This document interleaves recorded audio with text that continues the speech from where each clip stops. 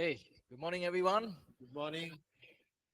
So this is day 2. We're going to look at a few aspects on the end times. और दूसरा दिन है और अंतिम समय की जो शिक्षा है उसके दूसरे रूप में आज हम चर्चा करेंगे। So yesterday we looked at the Bible being a prophetic book, और कल हमने देखा था कि बाइबल एक भविष्यवाणी की पुस्तक है and God has fulfilled prophecies to the date. और परमेश्वर ने सारी भविष्यवाणियों को तिथि अनुसार पूरा भी किया है।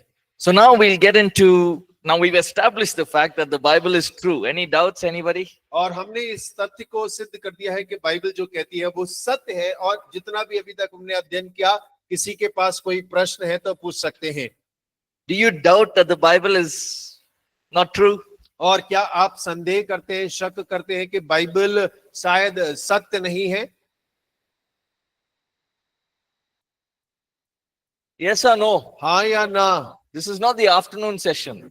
ये दोपहर का समय, सोने वाला समय नहीं है ये। Okay? So, all of us have established that the word of God is a prophetic word and God knows the beginning to the end. और देखिए, हमने कल इस बात को सीखा था कि परमेश्वर का वचन जो है वो भविष्यवाणी का वचन है और परमेश्वर आदि से अंत तक सारी बातों को जानता है। Okay. So now, firstly, we talked about the rapture. और सबसे पहले हमने उठाए जाने के बारे में बात किया था And we saw that yesterday that all prophecies to the rapture has been fulfilled. और हमने इस बात को भी देखा कि जितनी भविष्यवाणियां उठाए जाने के बारे में की गई हैं वे सारी पूरी हो चुकी हैं। But what is this word rapture? और लेकिन ये उठाए जाने का शब्द क्या है? The Greek word rapture simply means to be snatched away. और देखिए, यूनानी शब्द कहा जाए उसका अर्थ होता है छीन लिया जाना। Right? So if there's a pen here, I just take it in a moment. I'm snatching it away. और जैसे यहाँ पे कुछ रखा हुआ है और एक क्षण में मैं उसे अपने पास हथिया ले रहा हूँ। Who goes in the rapture? और कौन उठाए जाने के कार्य में सम्मिलित होगा? Now all of us as believers, और हम सभी जो विश्वासी है all around the world, और संसार भर के the church और कलीसिया will be raptured from the earth. और वो पृथ्वी पर से उठा ली जाएगी। So let's read this portion of scripture from 1 Thessalonians chapter 4 verse 13 to 18. और पहला थिस्सलुनीकियों 4:13 से 18 तक हम पढ़ें। Now, before you read that, और इसको पढ़ने से पहले why is Paul writing this? और पौलुस इसको क्यों लिख रहा है? There were some people who came into the church और कुछ लोग थे जो कलीसिया में घुस गए and they said, Jesus has already come and gone. और वो कह रहे हैं कि यीशु मसीह पहले से ही आके चला गया है। So people in the church are confused. और लोग जो हैं कलीसिया के अंदर में गड़बड़ी में पड़ गए हैं। How can it be? I missed it. और कैसे हो सकता है, मैं तो छूट गया हूँ।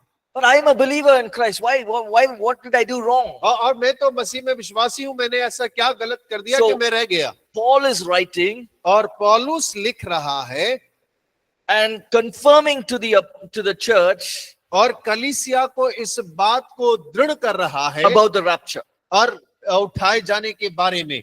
Okay.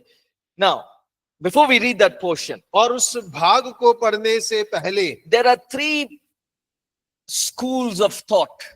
और देखिए 3 of thought और 3 विद्यालय हैं विचारों के about the rapture. और उठाए जाने के बारे में। One is the pre-tribulation rapture. और एक जो है सताव के पहले उठाए जाने का। 2 is mid-tribulation. और दूसरा है महाकलेश के मध्य में उठाए जाना। And post-tribulation. और तीसरा महाकलेश के पश्चात यानी कि उसके बाद में उठाया जाना। I will explain this later on. और बाद में हम इसके ऊपर में Okay. विवरण में देखेंगे। Remember, there will be a 7-year tribulation. और देखिए, याद रखिएगा 7 साल का महाकलेश का समय है। Yes, ठीक है, right? Now, some believe that the rapture will happen before the 7-year tribulation. और कई लोग विश्वास करते हैं कि उठाए जाने की जो कार्य है वो सताव के पहले आरंभ होगा।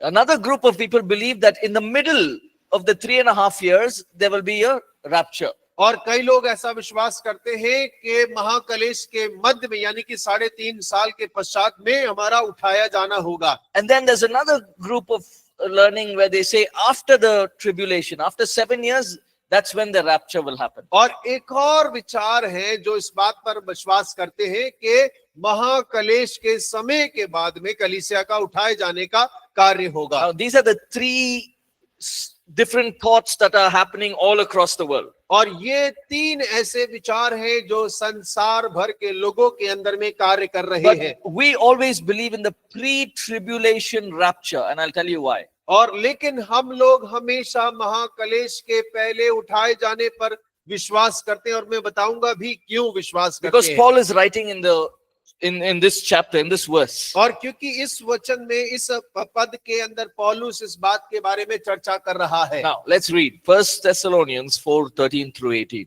और आइए हम पढ़ते हैं पहला थिस्सलुनीकियों 4 अध्याय उसका 13 से लेकर 18 वचन तक। और उनमें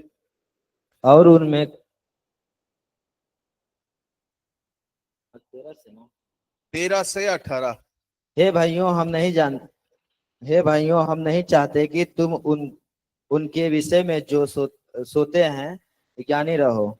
ऐसा न हो कि तुम दूसरों के समान शोक करो जिन्हें आशा नहीं, क्योंकि यदि हम विश्वास करते हैं कि यीशु मरा और जी भी उठा, तो वैसे ही परमेश्वर उन्हें भी जो यीशु में सो गए हैं उसी के साथ ले आएगा। क्योंकि हम प्रभु के वचन के अनुसार तुमसे यह कहते हैं कि हम जो जीवित हैं और प्रभु के आने तक बचे रहेंगे सोए हुए से कभी आगे न बढ़ेंगे, क्योंकि प्रभु आप ही स्वर्ग से उतरेगा। उस समय ललकार और प्रधान दूत का शब्द सुनाई देगा और परमेश्वर की तुरही फूकी जाएगी, और जो मसीह में मरे हैं वे पहले जी उठेंगे।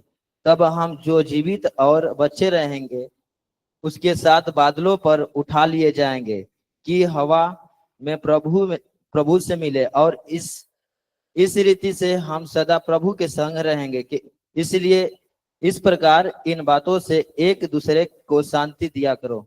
Yeah. So Paul is writing the explanation of the rapture.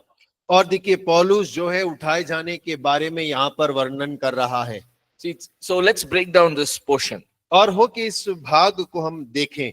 So it says here, concerning those who have fallen asleep, that means those who have died. और वो कह रहा है उनके बारे में जो सो गए हैं, इसका मतलब है कि वो लोग जो मर गए हैं। We don't sorrow like those who are the unbelievers. और हम अन्य जातियों के समान दुख नहीं करते हैं, शोक नहीं मनाते। It says here, for this we say to you by the word of the Lord, that we who are alive and remain, और क्योंकि हम प्रभु के वचन के अनुसार तुमसे कहते हैं कि हम जो जीवित हैं और प्रभु के आने तक बचे रहेंगे, until the coming of the Lord, will by no means precede those who are asleep. और प्रभु के आने तक बचे रहेंगे, सोए हुओं से कभी आगे ना बढ़ेंगे। The Lord himself will descend from heaven क्योंकि प्रभु आप ही स्वर्ग से उतरेगा with the voice of the archangel, और प्रधान दूत का शब्द सुनाई देगा, with the trumpet of God, और तुरियों का ललकार, परमेश्वर की तुरी की ललकार जाएगी, and the dead in Christ will rise first. और जो मसीह में मरे हैं वे पहले जी उठेंगे। Then those who are alive और जो जीवित हैं will be caught up together with them on the clouds, और उसके साथ बादलों पर उठा लिए जाएंगे, and we will meet with him in the air. और हवा में प्रभु से मिलेंगे। So Paul is very clearly explaining what the rapture is. और देखिए पौल बड़ी साफ रीति से बतला रहा है कि उठाया लिया जाना का अर्थ क्या है। So he said Jesus will come on the clouds, और वो कह रहे हैं कि यीशु मसीह बादलों पर आएंगे। right? Now it also says there will be a loud trumpet sound, so everyone will hear that trumpet sound. और वो ये भी कहता है कि बहुत बड़ी ध्वनि होगी तुरियों की, इसका मतलब है हर एक जन उस तुरी की ध्वनि सुनेगा। Whether they're believers or unbelievers, they will hear that sound. और चाहे वो विश्वासी हो चाहे अविश्वासी हो, वो तुरी की आवाज को सुनेंगे। And these are angels will blow these trumpets. और ये स्वर्गदूत होंगे जो तुरियों को फूकेंगे। And at that moment, और उस क्षण में the Bible says that, it says there that Jesus will come with those who are in heaven. और यीशु मसीह उनके संग आएंगे जो स्वर्ग में हैं। See, it says here,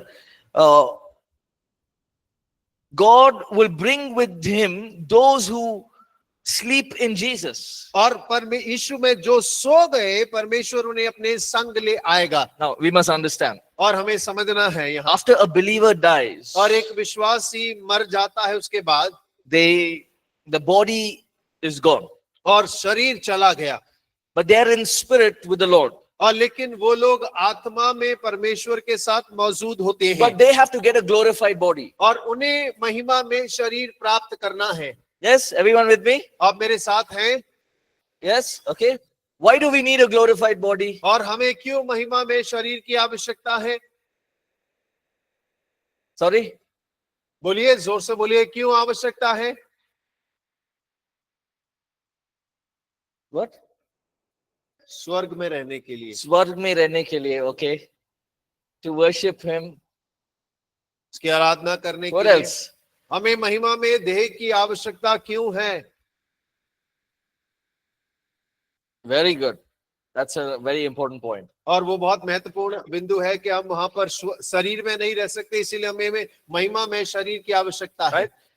Right? One more reason why. और एक और कारण क्यों? It's there in the verse itself. और वचन के अंदर में ही मौजूद है। It says that we will be like him. और वहां लिखा है कि हम उसके समान हो जाएंगे। Is Jesus a spirit right क्या- now? Is Jesus a spirit? और क्या यीशु मसीह आत्मा है? Yes or no? हाँ या ना? He's a spirit now. और अभी वो आत्मा है क्या? उसका शरीर कैसा है बताइए? Jesus is a spirit now. और यीशु मसीह अभी आत्मा में है, आत्मा है क्या? What is he now? अभी क्या है? He has a glorified body. और उसके पास महिमा में देह है। Is he a spirit moving everywhere? और क्या वो एक आत्मा है जो हर एक जगह मंडरा रहा है?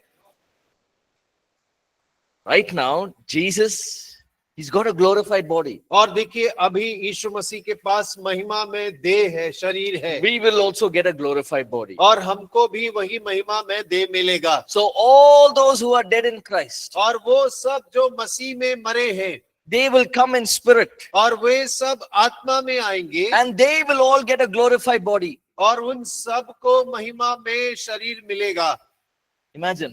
और सोचिए, Those who have passed away, our loved ones, और हमारे प्रिय लोग जो गुजर गए, they're in spirit with the Lord. और वो अभी प्रभु के साथ आत्मा में है। Now Jesus says, come on, it's time to go. और अब यीशु कहता है, चलो अब समय हो गया जाने का। And they get a glorified body immediately, just in a minute. और तुरंत ही एक क्षण में उनका शरीर जो महिमा में शरीर में बदल जाता है। It'll all happen here for them. और वो सब यहाँ बादलों पर होगा। That means now in a glorified body, they can recognize each other. और इसका मतलब है कि जब महिमा में शरीर में होंगे, वो एक दूसरे को पहचान पाएंगे। If Jesus was spirit, do और you think the disciples would have recognized Jesus? और क्या यदि यीशु आत्मा होता तो चेले क्या उसे पहचान पाते? So we saw that a glorified body has the image of our physical body. और हम इस बात को देखते हैं कि जो महिमा में देह है, उसका स्वरूप हमारे शारीरिक स्वरूप के समान होगा। Jesus had a glorified body.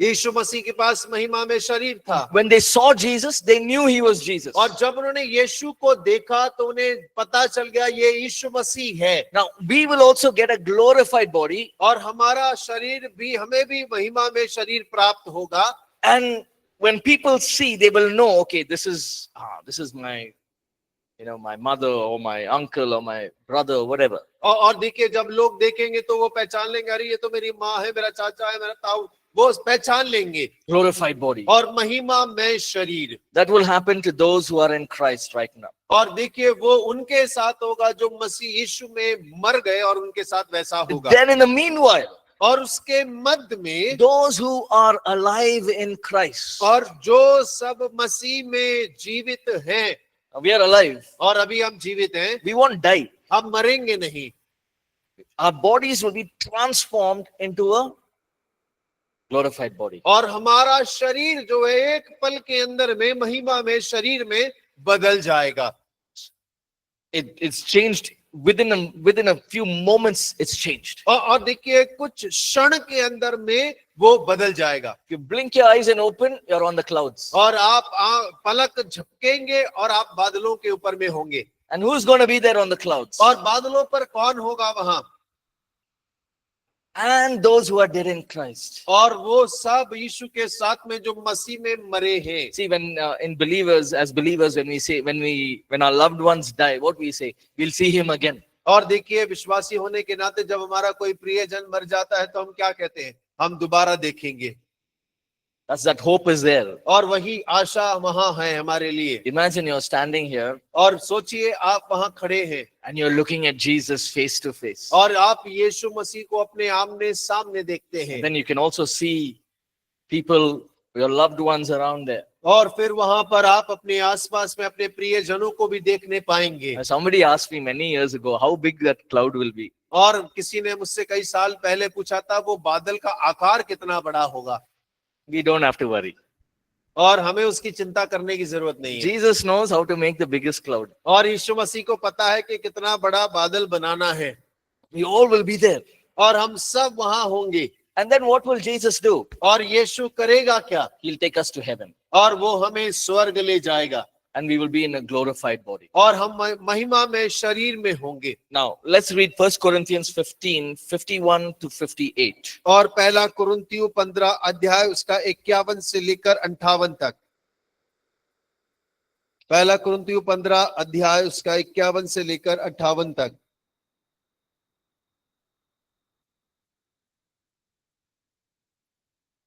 देखो मैं तुमसे भेद की बात कहता हूँ। हम सब नहीं सोएंगे, परंतु सब बदल जाएंगे। और यह क्षण भर में पलक मारते ही अंतिम तुरही फूकते ही होगा, क्योंकि तुरही फूकी जाएगी और मुर्दे अविनाशी दशा में उठाए जाएंगे और हम बदल जाएंगे। क्योंकि अवश्य है कि यह नाशवान देह अविनाशी को पहन ले और यह मरणहार देह अमरता को पहन ले। और जब यह नाशवान अविनाशी को पहन लेगा और यह मरणहार अमरता को पहन लेगा, तब वह वचन जो लिखा है पूरा हो जाएगा। जय ने मृत्यु को निगल लिया। हे मृत्यु तेरी जय कहाँ रही?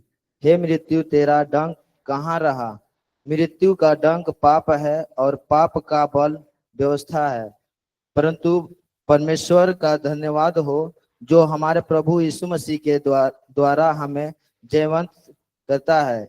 इसलिए हे मेरे प्रिय भाइयों, दृढ़ और अटल रहो और प्रभु के काम में सर्वदा बढ़ते जाओ, क्योंकि यह जानते हो कि तुम्हारा परिश्रम प्रभु में व्यर्थ नहीं है। Yeah. Look at Paul, what he's saying. He's saying, in the last trumpet, in a twinkling of an eye. और देखिए पौलुस को देखिए वो क्या कह रहा है, अंतिम तुरही फूकी जाएगी और पलक झपकते ही the dead will rise up incorruptible. और जो मृत हैं वो अविनाशी दशा में जी उठेंगे। The corruptible must put on incorruption. और जो नाशवान है उसे अविनाशी देह में आने की आवश्यकता And है। when that happens, और जब ऐसा होता है, that's when the word of God comes true. It says, death has been swallowed up in victory. और देखिए तब परमेश्वर का वचन पूरा हो जाएगा कि वे जय की ध्वनि में खड़े हो जाएंगे। Because the enemy cannot do anything with a glorified body. और क्योंकि जो अविनाशी और महिमा में शरीर है, शत्रु उसके साथ कुछ नहीं कर सकता है। A physical death will happen. और शारीरिक मृत्यु होगी। But the devil cannot do anything with a glorified body और लेकिन शैतान महिमा में शरीर के साथ कुछ नहीं कर सकता, because we have defeated death. और क्योंकि हमने मौत को हरा दिया है, Jesus defeated death. और यीशु ने मौत को हरा दिया। Now you know why it was important for Jesus to rise again from the dead. और आप समझ रहे हैं कि क्यों यीशु मसीह का मौत से जी उठना महत्वपूर्ण था। Because he rose from the dead, we will rise from the dead. और क्योंकि वो मौत से जी उठा, हम लोग भी जी उठेंगे। Right? Everyone understand? आप समझ रहे हैं? Right? So then he says the incorruptible, it's the glorified body. There will be no sin in that body. और वो कह रहा है कि जो अविनाशी देह है, जो महिमा में देह है, उसके अंदर में पाप नहीं We'll होगा, have a glorified mind. और हमारा मन जो है वो महिमा में मन होगा, There'll be no physical attractions happening. और वहां पर कोई शारीरिक आकर्षण नहीं होगा, There's no husband-wife relationship, nothing. All that is gone. और वो पति पत्नी का रिश्ता कुछ नहीं होगा, सब जो है वो चला जाएगा। The glorified body is to be with Jesus. और वो महिमा में दे इसलिए कि हम यीशु के साथ सदा के लिए रहे। Now, many times people say, I'm waiting to go see my loved one who died. और बहुत से लोग ऐसा कहते हैं, मैं इंतजार कर रहा हूं कि मैं अपने प्रिय लोगों को जाके देखूंगा। That's okay. और वो ठीक है, But the main thing is we will be seeing Jesus. और लेकिन मुख्य बात ये है कि हम यीशु को देख रहे होंगे। That's the greatest thing that you will ever want. और देखिए वो सबसे बड़ी बात है जो आपको कभी चाहिए उन सब से। Right? So our focus is not, okay, I want to see my family members, my friends. Our focus is, hey, I'm going to see Jesus. और देखिए हमारा जो के ध्यान केंद्र है वो ये नहीं होना चाहिए कि मैं अपने परिवार वालों को देखूंगा, अपने प्रियो को देखूंगा, लेकिन हमारा केंद्र ये होना चाहिए कि मैं यीशु को देखने पाऊंगा, मुलाकात करूंगा। So that's why we need a glorified mind, a glorified body. और इसीलिए हमें महिमा में मन और महिमा में शरीर की आवश्यकता See, है। in the glorified body, Jesus walked through the wall. और देखिए महिमा में शरीर से यीशु मसीह दीवार से होकर गुजर गया, But we could touch him and feel him. और लेकिन हम उसे छू सकते हैं, उसे महसूस कर सकते He हैं, could eat. और वो खा पाया, But in a moment, he could disappear. और लेकिन एक क्षण के अंदर में वो गायब हो गया। Remember, he's walking on the road to Emmaus. और याद रखे वो इमाउस मार्ग पर चल रहा था, They were talking. और दोनों बात कर रहे थे, He broke the bread. और उसने रोटी को तोड़ा, And they realized that this was Jesus. और जैसे उन्होंने ये पहचाना कि ये तो यीशु मसीह He है, was gone from their sight. और उनकी नजर से ओझल हो गया। You see the difference between a natural and a glorified body? और क्या आप एक स्वाभाविक देह और आत्मिक देह के अंदर में अंतर देख पा रहे हैं? Yes. हाँ। So now, when people die, nobody has a glorified body. और देखिए अभी जब लोग मर रहे हैं तो उनके पास में, किसी के पास में भी महिमा में शरीर नहीं है, They're all in spirit. और वे सब आत्मा में है।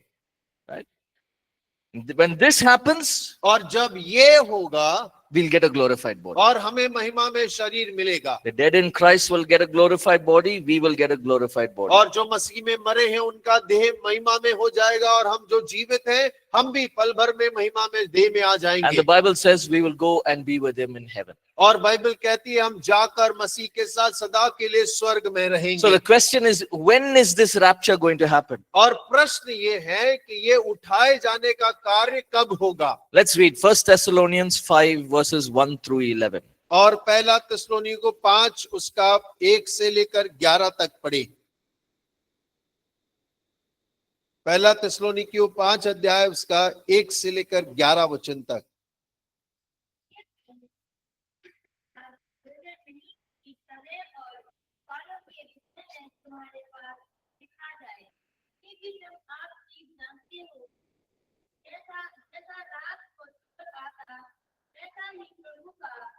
आने वाला है जब लोग कहते हैं कि कुशल है और कुछ है नहीं, तो उन पर एक विनाश आ पड़ेगा। इस प्रकार भगवती स्त्रियां और रीति से ना बचेंगे। पर हे भाइयों, तुम तो अंधकार में नहीं हो कि वह दिन तुम पर चोरों के समान आ पड़े, क्योंकि तुम सब जाति की संतान और इनके संतान हो।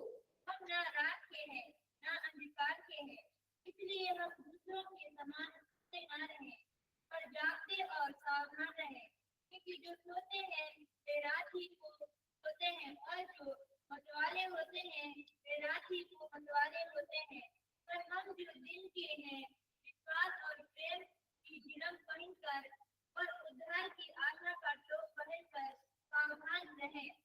क्योंकि परमेश्वर ने हमें वोट के लिए नहीं परंतु इसलिए ठहराया है कि हम अपने प्रभु यीशु मसीह के द्वारा उद्धार प्राप्त करें। Okay, just stop there. Okay, so the whole explanation here is this day is going to come like a thief in the night. और देखिए यहाँ पर सारांश लिखा हुआ है कि ये दिन जो है एक चोर के नाई आएगा रात में।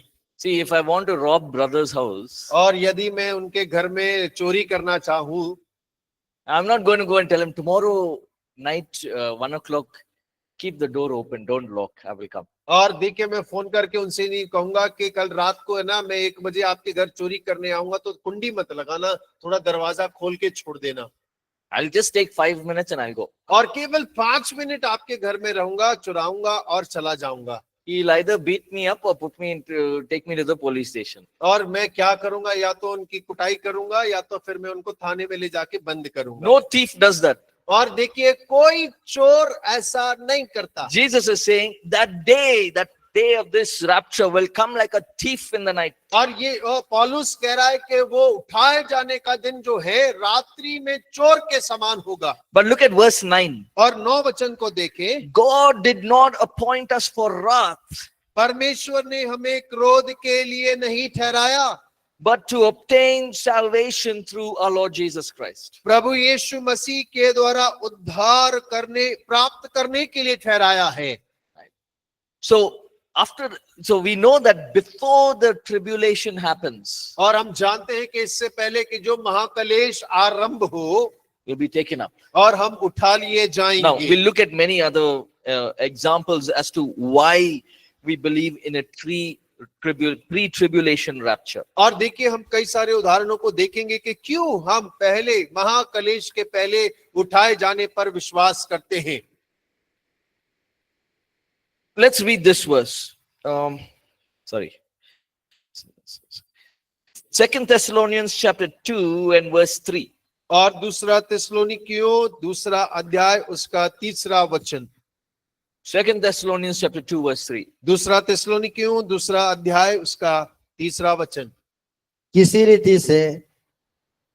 रीति से किसी के धोखे में न आना, क्योंकि वह दिन न आएगा जब तक धर्म का त्याग न हो ले और वह पाप का पुरुष अर्थात विनाश का पुत्र प्रकट न हो।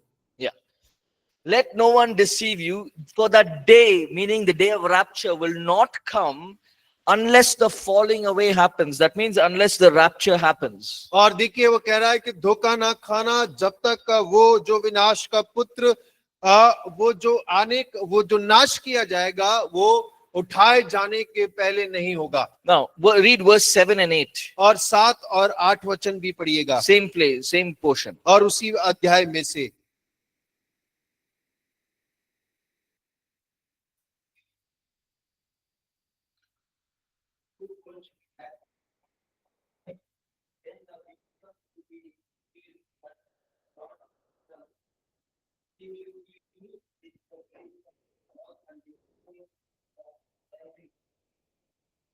Yes. So it says here.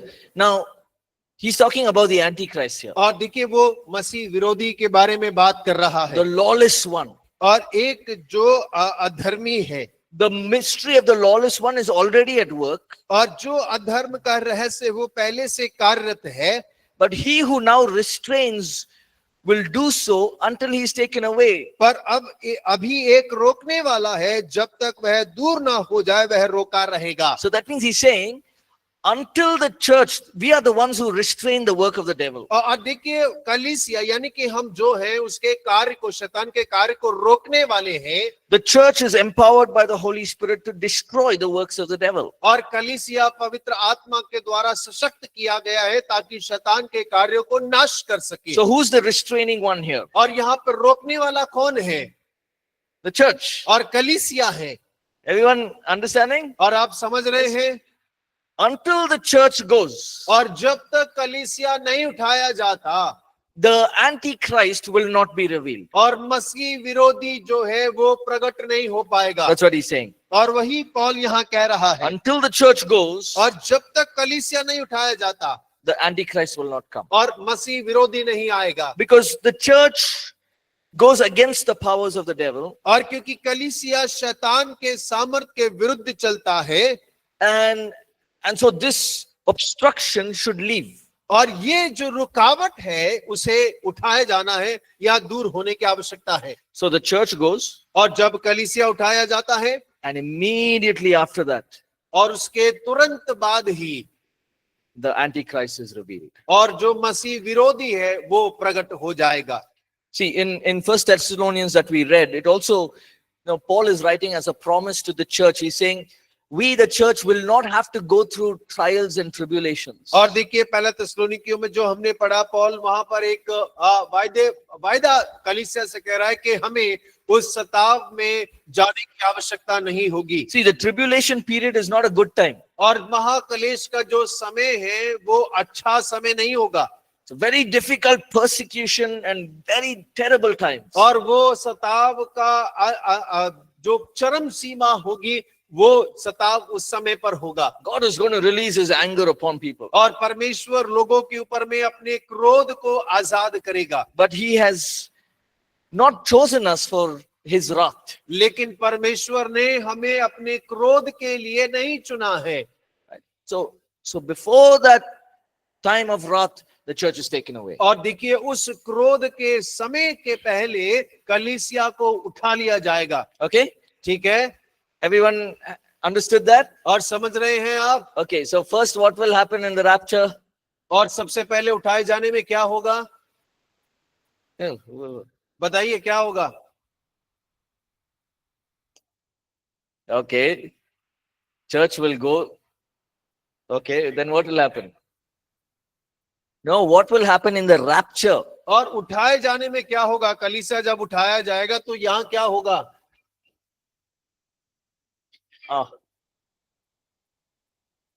You understood anything? No. One by one. Okay, lift up your hand if you want to say it. Okay, क्या go होगा ahead. इसका यहाँ? Okay, what else? Everyone, one. और बताइए। Yes.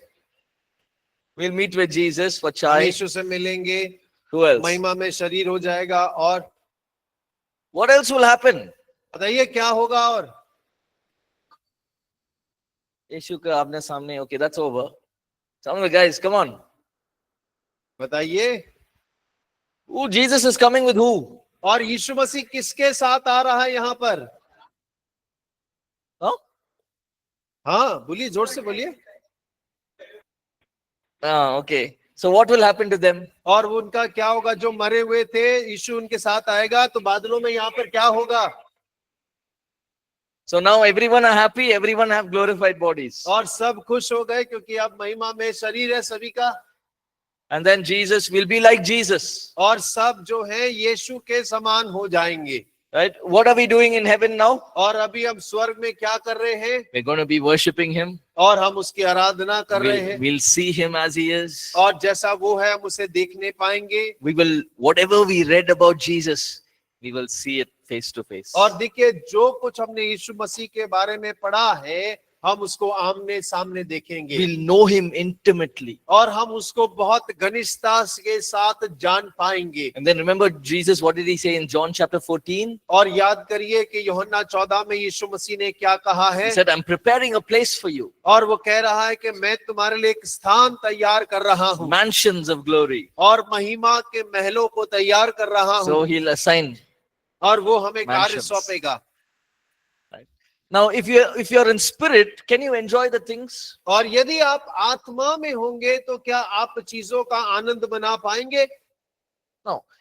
See, Jesus in a glorified body, Jesus ate food. He enjoyed, maybe he tasted the food. और देखिए महिमा में देह में यीशु मसीह ने खाने को खाया, इसका मतलब है शायद उसने उसका स्वाद लिया होगा। Right? He could touch each other. और एक दूसरे को वो छू पाए थे। See, the Bible says, no, later on in Revelations, there's a river that's flowing in heaven. और देखिए प्रकाशित वाक्य में ऐसा कहता है कि एक नदी है जो स्वर्ग से बह रही है। And they will drink of that river. और उस नदी से वो पानी पिएंगे। Now, if you're a spirit, you don't need that. और यदि आप आत्मा है तो आपको इसकी क्या जरूरत है? We cannot enjoy the things in heaven if we are just a spirit. और यदि हम केवल आत्मा मात्र है तो हमें स्वर्ग की जो चीजें हैं उसका आनंद नहीं मना सकते। So Jesus is giving us bonus. और देखिए यीशु मसीह हमें बोनस दे रहा है। With the glorified body, you enjoy everything that's there in heaven. और महिमा में शरीर के अंदर में स्वर्ग में जितनी भी चीजें हैं आप उसका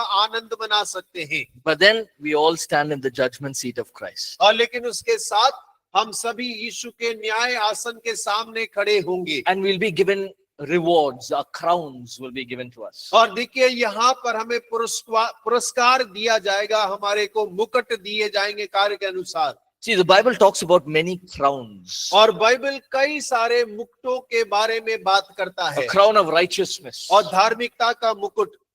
That means you have a right standing with God. A और crown. और इसका मतलब है कि आप परमेश्वर के सामने सही खड़े हैं। A crown, an imperishable crown. और एक ऐसा मुकुट जो अविनाशी है। Nobody can take that crown. It will not rust. Nothing will happen to that crown. और कोई उस मुकुट को छीन नहीं सकता, उसमें जंग नहीं लग सकती, उसका कुछ भी नहीं होगा। A crown of life. और जीवन का मुकुट। A crown of glory. और महिमा का मुकुट। So we will be rewarded with crowns. और हमें मुकुट के साथ में पुरस्कृत किया जाएगा। But don't worry, this is only for us as believers. और चिंता मत करिए, हमारे लिए विश्वासियों के लिए ही होने वाला है ये। All the work done in the flesh will be burnt away. और जितने भी काम शरीर में किए गए वो सब जल जाएंगे। But we'll be with him after the judgment seat of Christ. We are there with him. और हम वहां परमेश्वर के न्याय सिंहासन के सामने उसके साथ रहेंगे। Now, everyone understood this. और सब लोग इसको समझ गए हैं।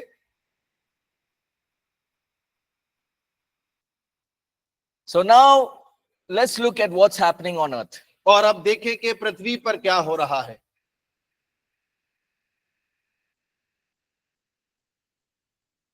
Now, the moment the rapture happens, और जैसे ही उठाए जाना होगा, all of this with Jesus, all this is in heaven. और देखिए हम सभी जो विश्वासी हैं स्वर्ग में यीशु के साथ में होंगे।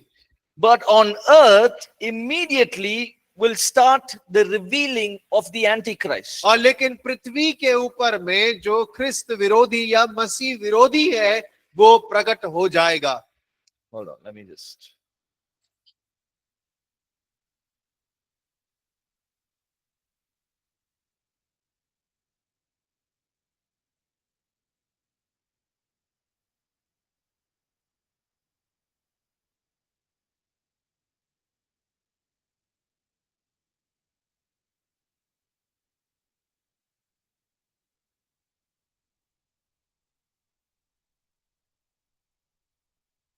Okay, there are a lot of verses from the book of Daniel, but I don't know if I should give it to you.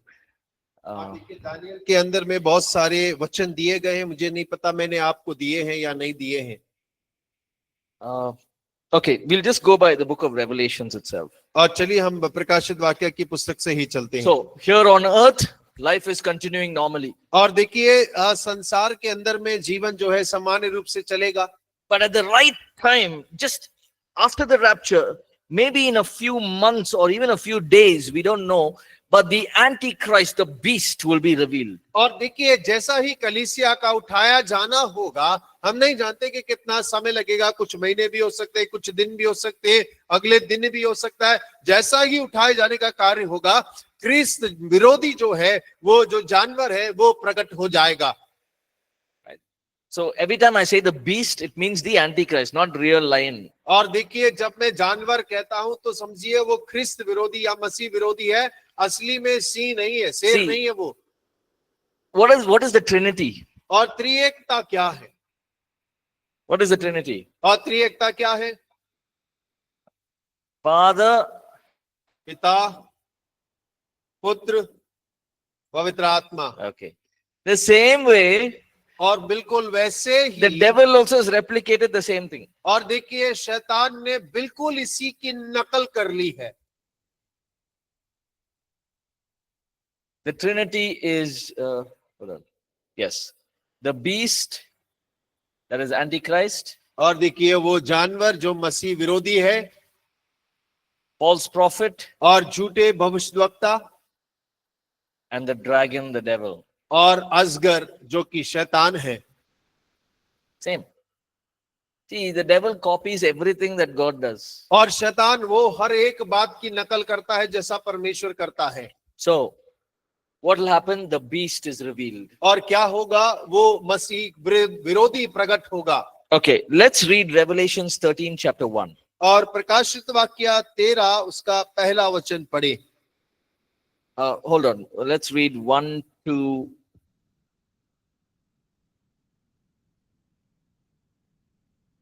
No, let's read Revelations chapter 13, 1 to 10.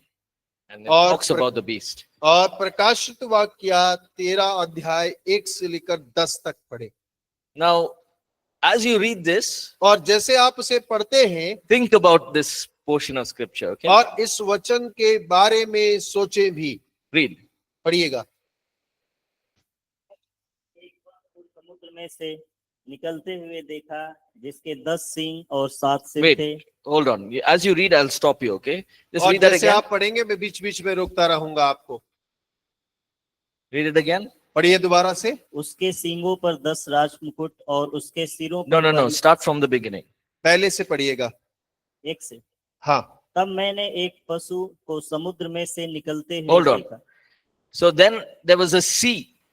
और एक समुंदर है। Now in Revelations, remember we talked about taking the literal and the figurative. और देखिए हमने इस बात को देखा था। आपको समझने की आवश्यकता है कि हमें शाब्दिक अर्थ को भी समझना है और जो प्रकार या चिन्ह मात्र है उसको भी समझने की आवश्यकता है। Here the sea refers to millions of people. और यहाँ जो समंदर शब्द लिखा है वो करोड़ों लोगों को दर्शा रहा है। Okay, then read. आगे पढ़िएगा।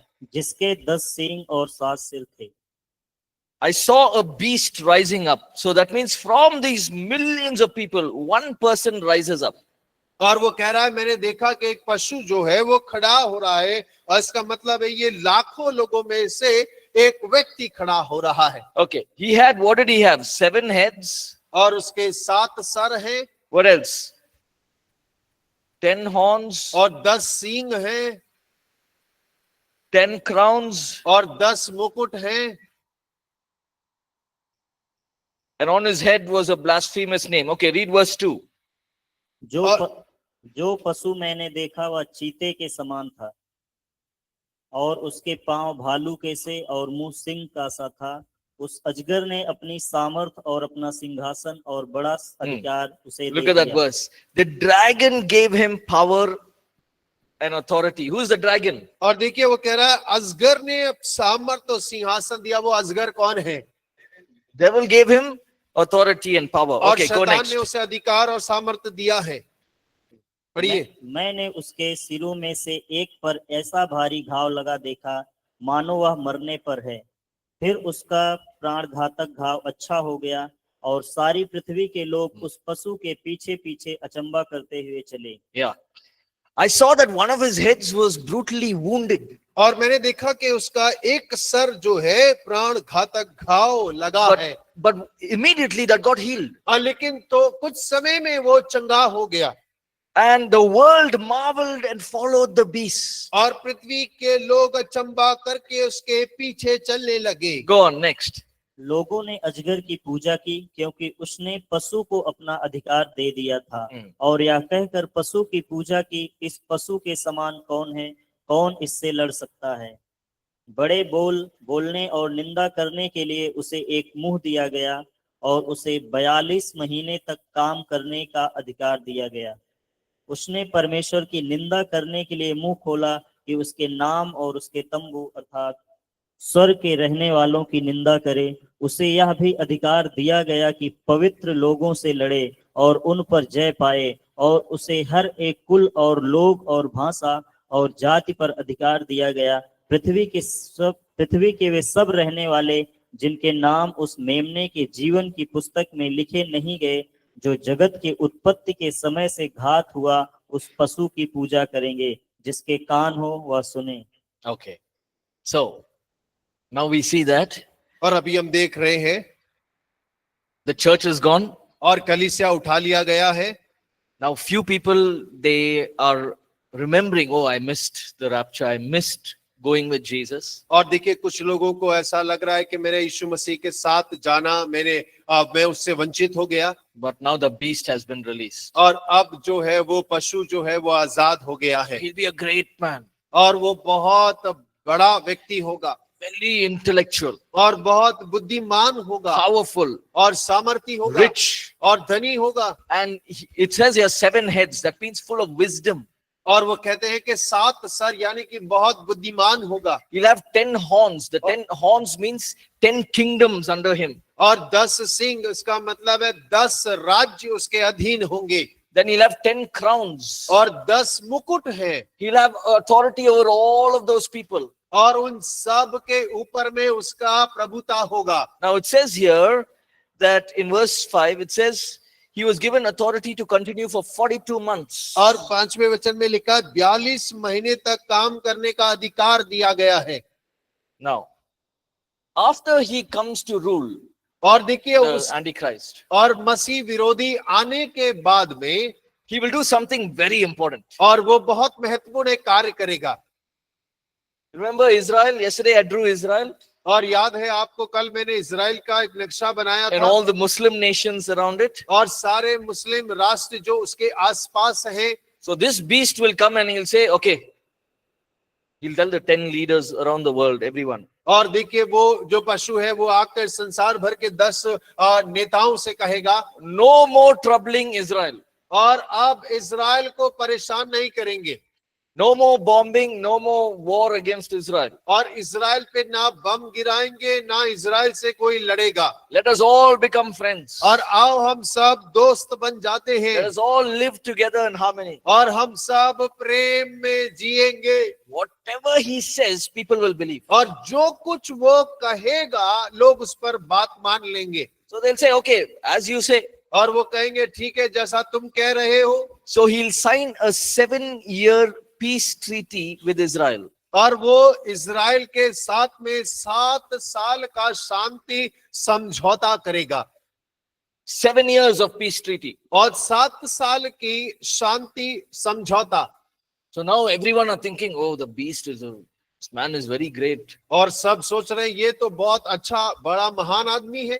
He's not only, he's doing all these great things in this world, but he's also bringing peace in the world. और देखिए ये केवल ये चीजें ही नहीं ला रहा लेकिन संसार में शांति भी लेकर आ रहा है। So he'll gain the trust of the Jews, और वो of the Israelites. और यहूदी इजराइलियों का भरोसा भी जीत लेगा। So for 7 years he signs this peace treaty. और 7 साल का शांति समझौते पर हस्ताक्षर कर लेगा। Now it is most likely that some historians say that it is during this 3.5 years the temple will be rebuilt.